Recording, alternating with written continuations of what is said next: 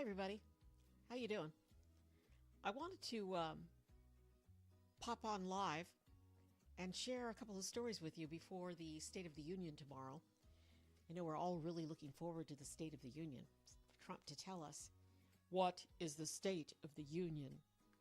I love it covering the State of the Union as a political reporter when the president would say, "The State of the Union is strong," or whatever, depending on what president. So, yeah, I was there for quite a few State of the Unions. So, I thought it might be a good idea to share something that Trump said today and something that I've been reading about because I'm a worrier and I like to worry, and I wanted to share this with you. So, this handsome gentleman right here is Major Caine. This is Major Dan Caine. He is chairman of the Joint Chiefs of Staff. I'll take my cursor over to this side and look at all those medals. Now, the thing about Dan Caine is he was not a four-star general. He was a three-star general and, still a pretty high-up general. And he met President Trump at an event, at a campaign event, and he went up to Trump and hugged him and said, "I die for you, sir." And Trump, from then on, just, I don't know, liked him and wanted to make him chairman of the Joint Chiefs of Staff. So what they did was they jumped him ahead and gave him an extra star, and he became chairman of the Joint Chiefs of Staff. But here's where we're starting to get into a little bit of issue here, and I will just go down and read. So General Dan Caine, chairman of the Joint Chiefs of Staff, this is a photo of him earlier. But Trump has been leaning toward conducting an initial strike on Iran in the coming days, and it looks like we're getting closer and closer to that. And this is according to the New York Times, but this is posted everywhere, and I'm going to show you a couple of other articles from other news sites. So here it is. President Trump said Monday that General Dan Caine, the chairman of the Joint Chiefs of Staff, believed that any eventual military strike against Iran would be something easily won. Okay. Trump said that because, Trump is Trump. Trump likes to lie. Trump likes to just, lie. And then this article goes on to say, but that is not what General Caine has told Trump and other senior advisors at recent high-level White House meetings on Iran. People briefed on internal administration deliberations said. So I thought I would talk a little bit about this right now because it looks like we may be striking Iran in the coming days. I mean, tomorrow is the State of the Union, and to add to that are Trump's horrible poll numbers. He's just taking a hit across the board. It's something that's causing him to make up his own poll numbers. So there's the poll numbers, there's State of the Union, there's the Epstein files heating up, which I've got something I wanted to show you on that tonight too. So there's a lot going on. So would a military strike against Iran take all of our minds off of all this other stuff that's going on? Yes, absolutely. So I'm not saying that, I'm not just, saying, oh, he's going to do a military strike because, his poll numbers are down. What I'm saying is all of our ships are in place. And they've been doing this buildup for a while now, and there's more. So I want to take a moment, pause, and say, please, if you're watching, please hit a thumbs up. It's for the algorithm. It helps people find me, helps YouTube know, the robots know that someone is watching. And please give me a thumbs up, and please subscribe. I'm trying to grow my channel. It's a really important political year, and I have as a former longtime political reporter, years and years and years, I have an area of expertise, mainly the Congress. I covered Congress heavily, but I covered the White House as well and the Supreme Court. So, and politics. I was on the campaign trail with a number of people. So, please subscribe. So, to get back to General Caine, who Trump likes to call him by his nickname, Raisin Caine, we'll just go on and continue reading the article. Instead, General Caine has said that the United States has amassed forces in the Middle East to carry out a small or medium strike, but that there would be a potentially high risk of American casualties.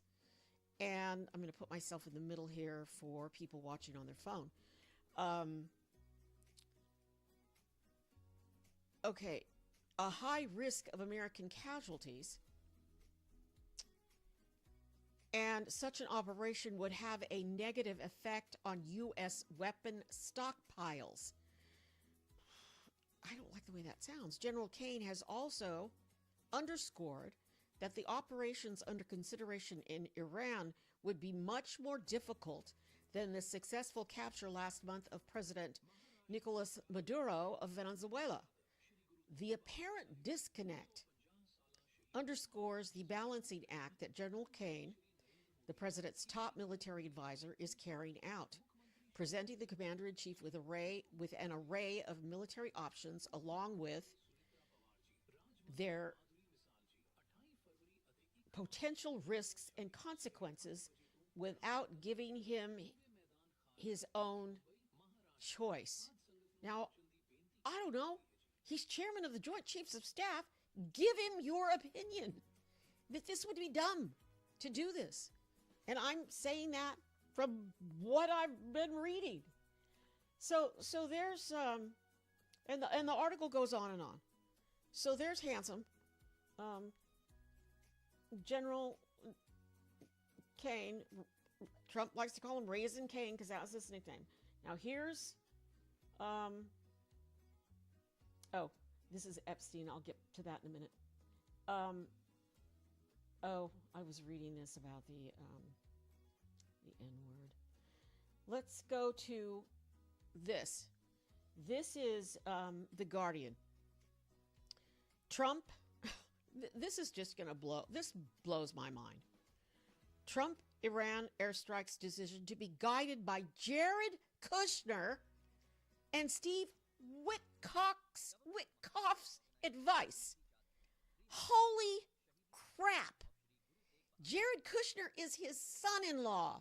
Jared Kushner has no official title. He's nobody. He does not have an official title. What is he the hell even doing? Negotiating this deal.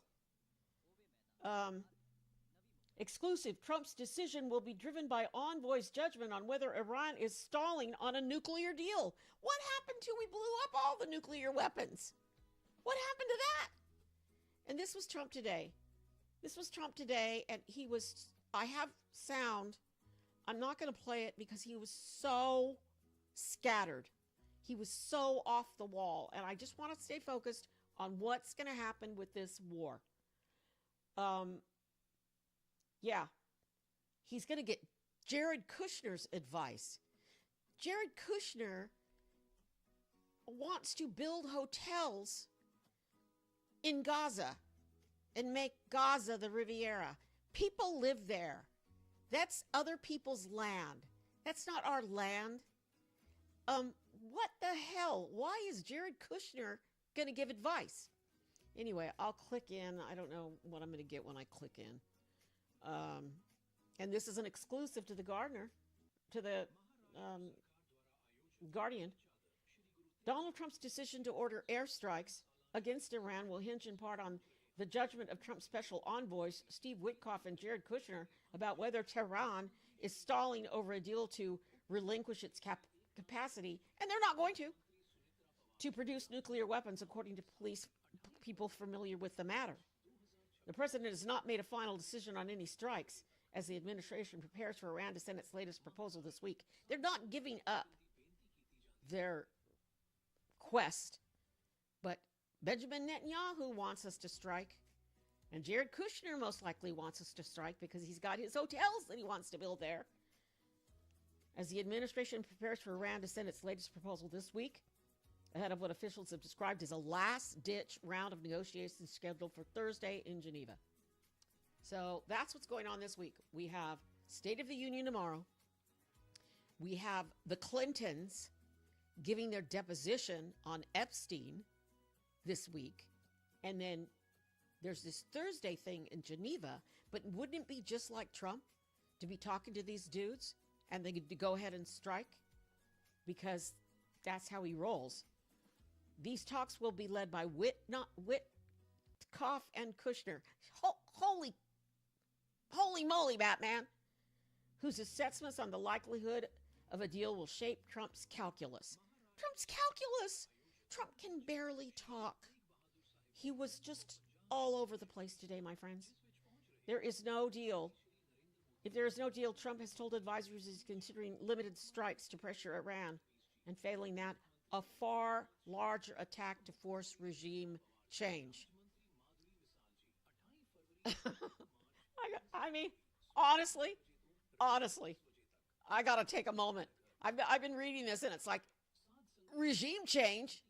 Now we want to change because you know what? Because Benjamin Netanyahu met with Trump secretly, and nobody told us what they were talking about, and that's what's going on.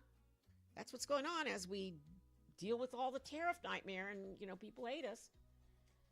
So that is what's going on. That's why I jumped on and wanted to share this with you live.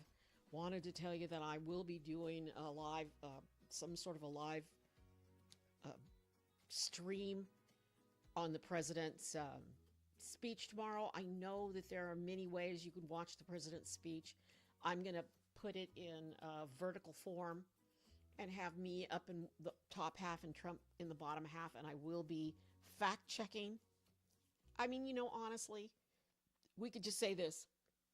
I'm going to fact-check, but everything he's saying is going to be a lie. Because there's no point in fact-checking. Because he's just going to lie about everything. All right, let's just review. What is the State of the Union? The economy is really bad. We're getting really bad numbers on growth in the economic sector. It's not good. We're losing all the way around. The only thing that's going okay is the stock market's going up, but not really, according to other countries. You have to look at, listen to economists. They really have the skinny on this. But they're spending billions, not millions, my friends, billions on ICE, buying warehouses to put immigrants in. And the whole thing now is, what I've been reading is, they just want to, that it's a business to imprison people, keep them there for a length of time, and then charge us, the taxpayer, tons of money to house these people, these so-called immigrants, these so-called worst of the worst immigrants that aren't the worst of the worst. And children, they're going to put children in there. And what kind of a country are we? But they're building a prison complex, a private prison complex. And they're just going to hold people that they said they were going to deport, and they're not deporting them. They're going to hold them and then possibly even use them for slave labor. And they're in horrible, horrible conditions. So, State of the Union. The economy, not good. Tariffs, not good. Our tariff partners are not dealing with us much anymore. People are moving on. We've cut foreign aid, so China is stepping in where we used to step in to help people in struggling countries. There's this whole racist regime that they don't want to help anybody, any countries of color. So there's that. And the economy. And the mismanagement of ICE.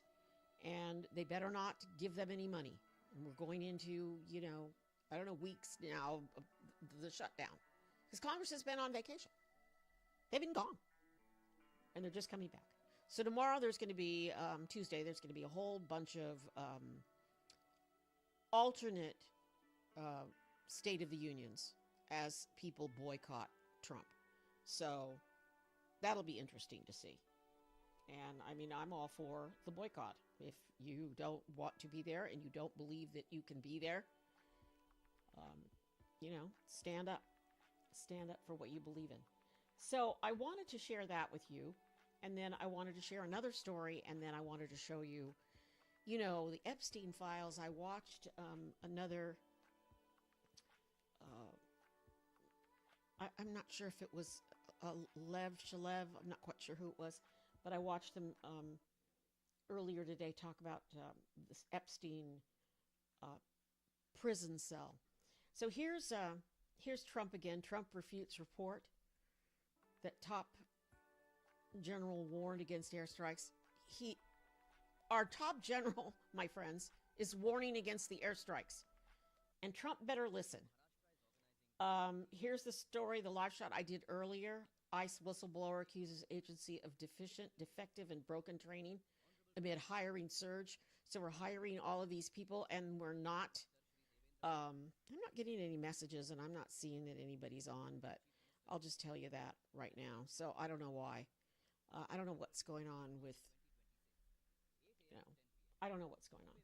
So it's like Trump puts Iran leader in double bind. Capitulation or risk war. Oh, here's a good one. This is Jared Kushner's dad. I think it's his dad. I don't think it's his grandpa. They don't trust him. He's an ambassador. He's the U.S. ambassador to France, for God's sakes. What a bunch of crooks. He was in prison. And Trump let him out, and then he pardoned him.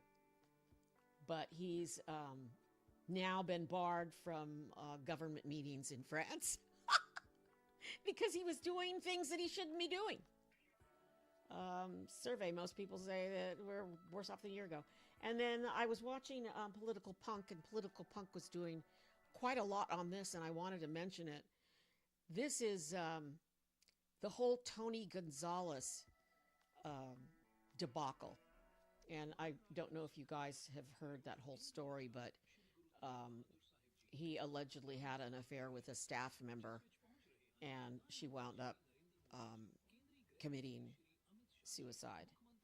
Are we allowed to say suicide, or we have to say she unalived herself? I'm not quite sure. I know TikTok.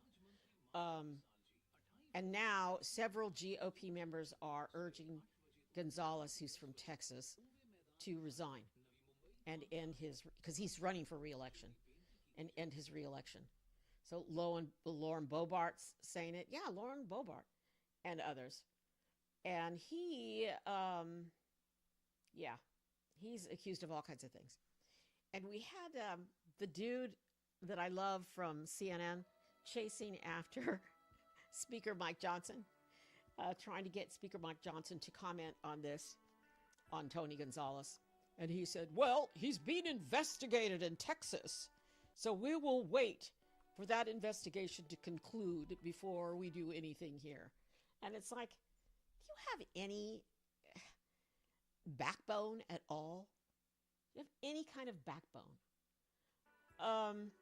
I did also look up, Lord, how powerful is...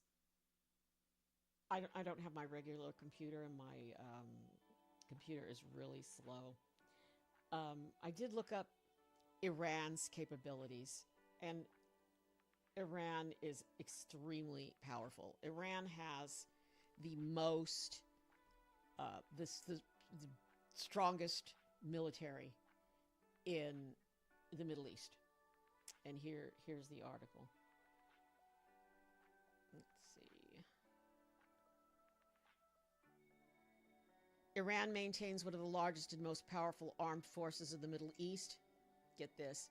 I have seen other reports that it is much larger than this, that it's 1 million. Maybe it's 1 million if you include active duty people in the military, 610,000 active duty personnel and roughly 350,000 reserves as of 2026, ranked among the top 20 militaries globally. Its strength is driven by massive ballistic missiles and drone arsenal, the Islamic Revolutionary Guard Corps, and strategy of asymmetric warfare. I'll get it. They are very, very powerful. And one thing we don't want to get into any kind of ground conflict there. We don't. I mean, and I don't know what he's trying to do. Like, what's the end game? What's the game? So I wanted to share that with you.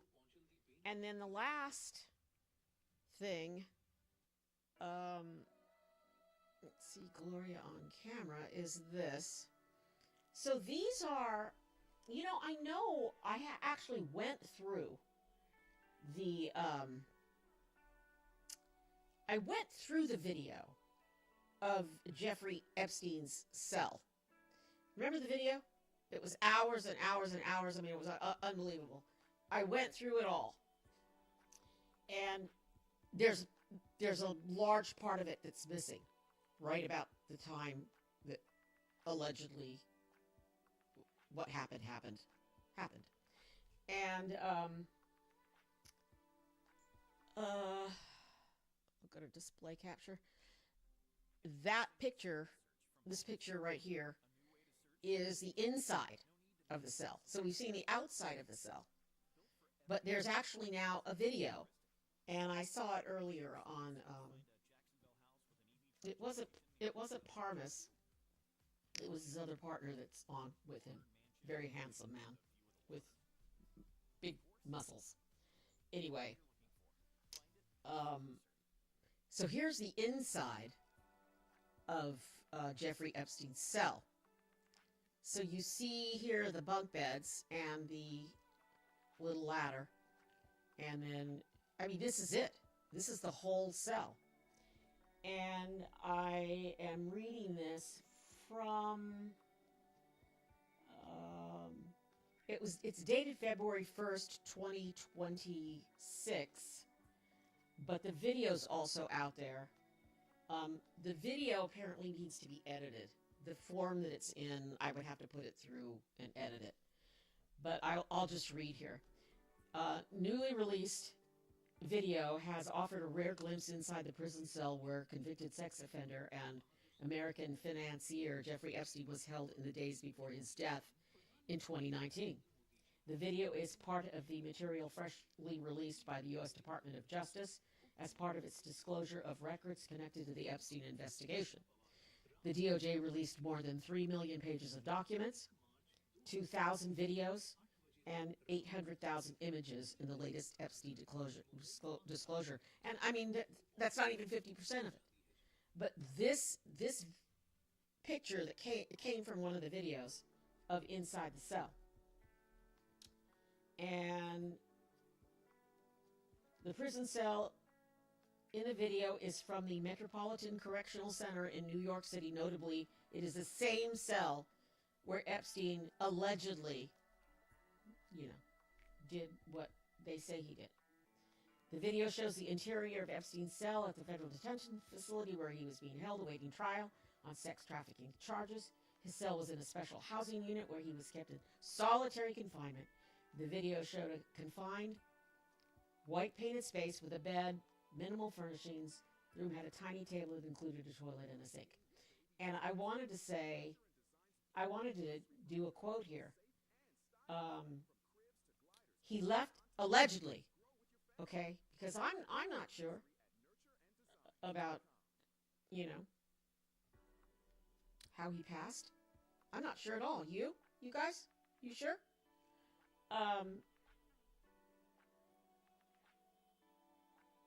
Earlier pictures assessed by U.S. media showed the chaotic state of Epstein's cell following his death. One of those pictures showed that one of the orange bed sheets provided him to have been tied as a noose. Following his death, a note was found in his cell reading, "He kept me locked in a shower stall for 1 hour. Noel sent me burnt food. Giant bugs are crawling over my hands. No fun." And the Noel that he speaks about is Tova Noel, a prison guard. And I know it sounds horrible of me. And this is from I'm reading from the Republic. So that's a quote.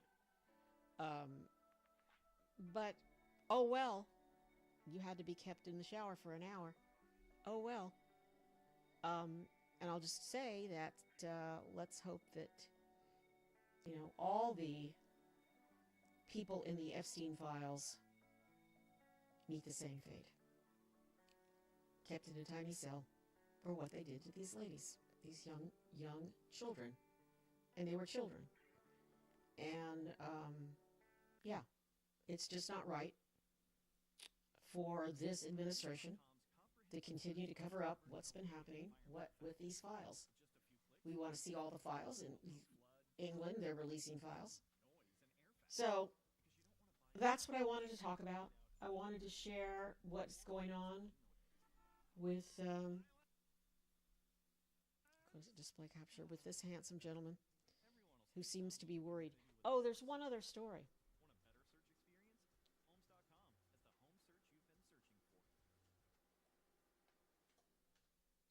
I don't know. I think the dog turned on my heater. When I worked in Washington, I was in Washington during the Gulf War. And I want to say that I'm going to The Guardian. This is true, this story that I'm going to read you. And I'm searching for it. There's Mandelson.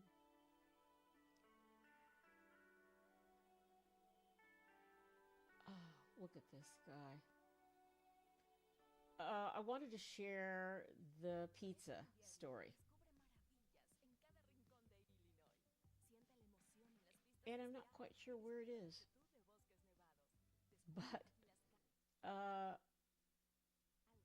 there is a way that reporters in Washington track what's going on at the Pentagon and what if there's some sort of military action coming up. And one way is to, and there's actually an app that you can track how many pizzas are ordered because people at the Pentagon are working all night. They're pulling all-nighters because they're watching to see what's going on with the possible coming of the war. And I remember when it was George W. Bush. Was it W? Anyway, you're getting ready for the ground war. Oh my God, they were ordering pizzas. Unbelievable. It was unbelievable. Like the pizza parlors could not keep up with all the pizzas that were being ordered and sent to the Pentagon. So pizza orders are up right now. Pizza orders are up for all the Pentagon. And we may have incoming there. We may have something going on. So we'll just see. I'm Gloria Moraga. Thanks for being here. And please subscribe. And please see you tomorrow. Come join me. I will be here watching Trump and watching all other feeds to see what else is going on.